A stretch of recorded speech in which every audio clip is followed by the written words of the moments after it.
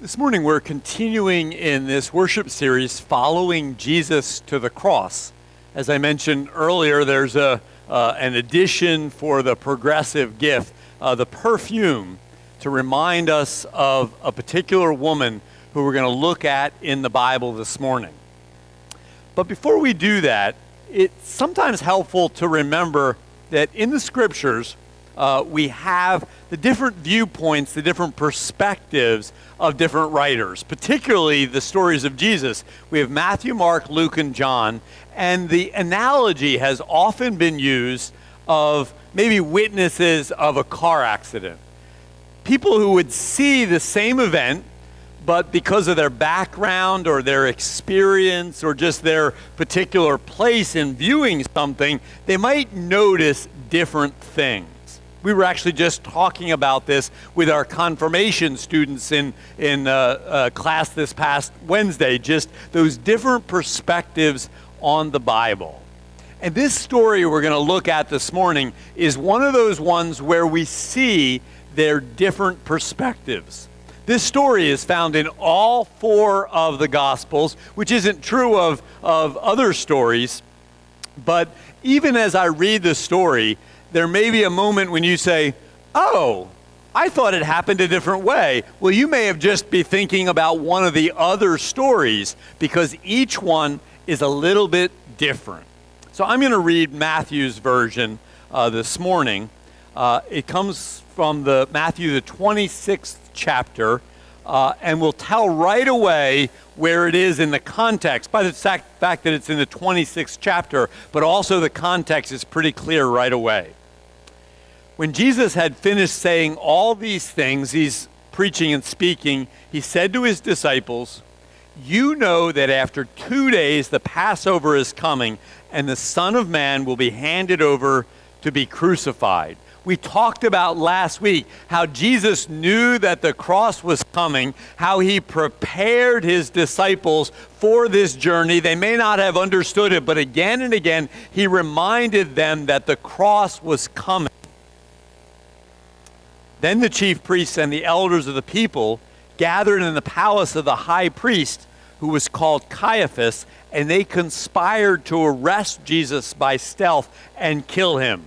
But they said, not during the festival, or there may be a riot among the people. So not only is Jesus predicting that this is coming, but the very machinations are taking place that would end up leading Jesus to the cross. So we see that all of this context of the cross looming quickly for Jesus. And then this story. Now, while Jesus was at Bethany in the house of Simon the leper, a woman came to him with an alabaster jar of very costly ointment, and she poured it on his head as he sat at the table. But when the disciples saw it, they were angry and said, "Why this waste? For this ointment could have been sold for a large sum and the money given to the poor." But Jesus, aware of this, said to them, "Why do you trouble this woman? She has performed a good service for me. For you always have the poor with you, but you will not always have me. By pouring this ointment on my body, she has prepared me for burial. Truly I tell you, wherever this good news is proclaimed in the whole world, what she has done will be told in remembrance of her." And then, as if to remind us of his preparation for burial, we resume to the machinations taking place behind the scenes. Then one of the 12, who was called Judas Iscariot, went to the chief priests and said, "What will you give me if I betray him to you?" They paid him 30 pieces of silver, and from that moment he began to look for an opportunity to betray him. We will actually come back to that story in a couple of weeks when we focus on betrayal.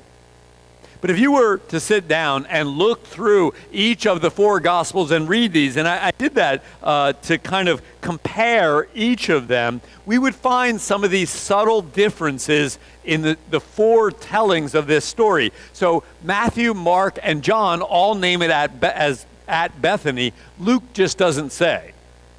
Matthew and Mark both say it was at the house of Simon the leper. Luke says it was at a Pharisee's house, and John's at Lazarus' house. Matthew and Mark both just say that she's a woman. Luke says she's a sinful woman, and John names her as Mary. Matthew and Mark say that the perfume was poured on his head. Luke and John say that in addition, she blessed his feet, washed his feet with her tears, and wiped them with her hair. Matthew names the disciples as being frustrated, thinking it inappropriate. Mark says just some. Luke says it was the Pharisees who were, and John says that it was Judas. And in regards to what the money could have been used for, Matthew and Mark both name it as giving toward the poor. Luke says that it was because she was a sinful woman that they were frustrated. And John says Judas was frustrated because he would have sold the perfume and then stolen from the proceeds. But even with all the differences that occur, there are some key points that are similar in all four of the stories, and each of those key points is there to bless our own faith journey.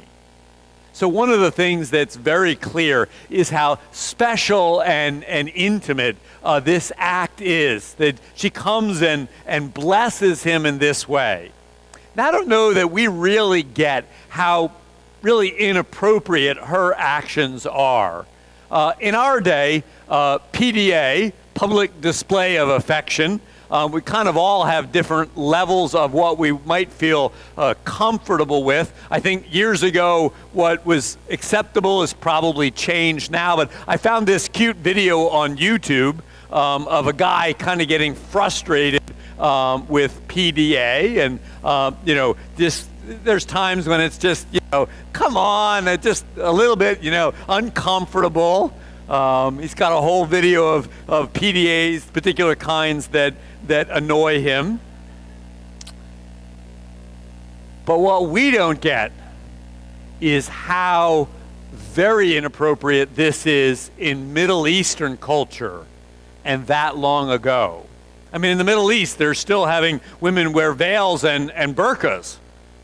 But back then, that she would come and she would touch him, that she would pour this perfume on him. We see by the response of those gathered how inappropriate this is. That she would pour out her affection on Jesus. And yet Jesus does not pull back. He does not rebuke her. In fact, he defends her. Makes us think about our own sense of intimacy, our own connection with Jesus. Had we been her, or had we witnessed her, how would we have thought about these actions? That she loves him that much. And it isn't just special and intimate what she does, it is extremely extravagant what she does to Jesus. To help us understand this a little bit, two of the Gospels actually name the amount, the value of the perfume that she gives. They say that it's 300 denarii. Well, a denarii is a day's wages. So 300 denarii is a year's wages that she pours out.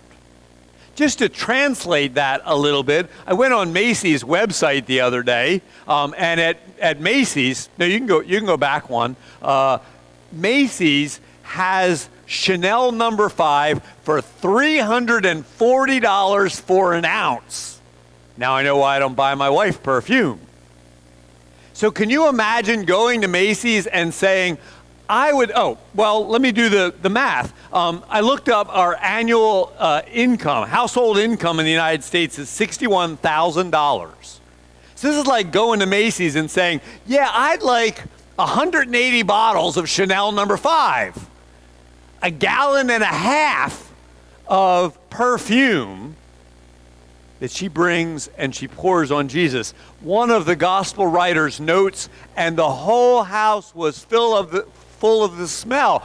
I would think so. Pouring out a year's worth of perfume on Jesus. Such an extravagant act is almost unimaginable. But occasionally, it does happen.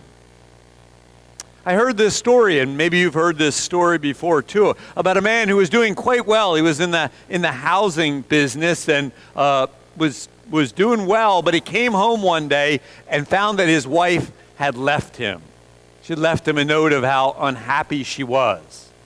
Well, he truly loved his wife, and he had the resources, so he hired a private investigator who found her. She was in a flea bag hotel hiding in New York City.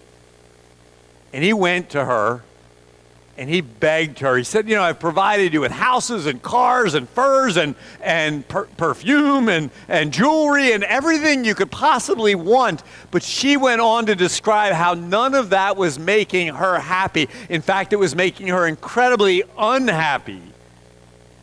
And she said something had to change in their lives. He said, I will do whatever you want. And so the two of them decided they were going to give it all up. They were going to give away everything that they had for charity. They were going to give away all of their possessions. They actually went to a local minister in New York City and told him of their plan, and the pastor tried to talk them out of it. That this was just a little rash. Maybe they ought to think this through a little bit more. So they went to a second pastor, and he said, well, this is quite extreme, but if this is what you feel you are supposed to do, if this is what God is leading you to do, then do this. Just as an aside, by the way, I've never had anybody have and come and say this to me, and I hope that I would be like the second person. But you never know until you're in that situation. So if you want to try me out, we could have this conversation. So that is what they did. They gave everything away, and they decided to start a ministry to help build houses for those in need. They would use free labor so the houses would be cheaper, and the people who were part of, who were going to get the house would have to come and put in sweat equity, 500 hours or more on their own house, and they would have to pay a mortgage, but just for the supplies, and then that would go to help build the next house. Maybe you know of that ministry. It's Habitat for Humanity.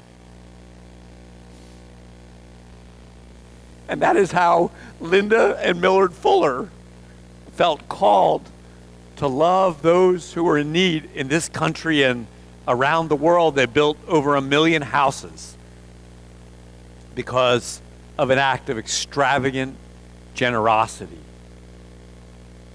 like this woman. And Jesus says about her, and it's very clear in each of the Gospels, that she is to be praised and remembered for this. Jesus says that this has helped to prepare him. She's to be praised and remembered. And in fact, what Jesus said about her, I love reading the story because it comes to fruition when we remember her. He said, no matter, in the future, when the good news is told, no matter where in the world, we remember her this morning in Aberdeen by her generosity, by her love for Jesus, by preparing him for burial. As I read the description before and after the story, and the other gospel writers indicate this as well, it is very clear that this event prepares Jesus to head to his death. That what she has done blesses him and prepares him for the cross and death. We can't help, I think, but hear her story and think a little bit about ourselves. Would we have been that intimate with Jesus? What would we have thought if we had seen it? Would we be willing to pour out and bless? In a day and age when it's hard sometimes even to speak the name of Jesus or to share that we're a person of faith, to have done what she did, even inappropriate in her culture. Could we do that? Can we do that with Jesus? Could we be as extravagant as her, to give away and be generous with what God has blessed us with? She challenges us to be more giving in how we live our lives. Will we be remembered like her? Maybe it's a little bit of the curse of being a pastor and conducting numerous funerals, but I sit often with families and I see how someone will be remembered by their family and friends. And it makes me think for myself and for any of us, how will we be remembered? Will our faithfulness touch those around us? Again, we remember her because of her great faithfulness. How will we be remembered? She definitely challenges us to deeper faithfulness as we are on our journey following Jesus to the cross.